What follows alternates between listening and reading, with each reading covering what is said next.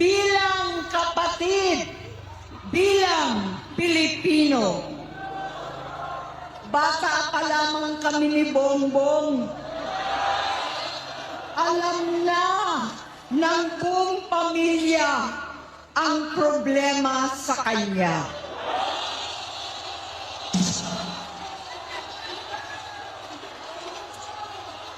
Sa totoo lang, mababasa naman ng lahat ang mga testimonya ng aking ama patungkol sa kanyang ugali at gawain. Noon, dahil may tatay pa kami, hindi ko pa siya responsibilidad. Noong tumatanda, ay mas naging nakakabahala.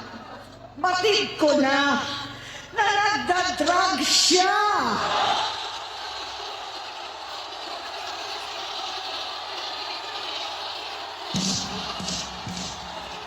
Naalaman ko at ng pamilya, naalaman ng pamilya, seryoso ito.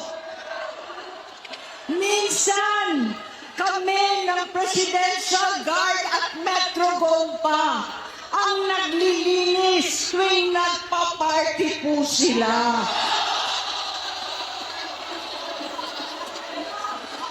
Nabuhay kaming magkakapatid sa ibang bansa. Kami-kami lang. Kinumbinsi ko pa si Bongbong. Pakasalan mo na si Lisa. Naisip ko noon, kapag nag-asawa siya, malalagay na sa tahimik at magkakaroon ng direksyon. Ang laki ng pagkakamali ko.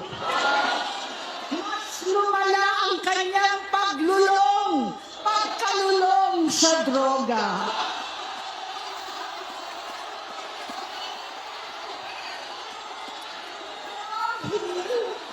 Parehas pala silang mag-asawa.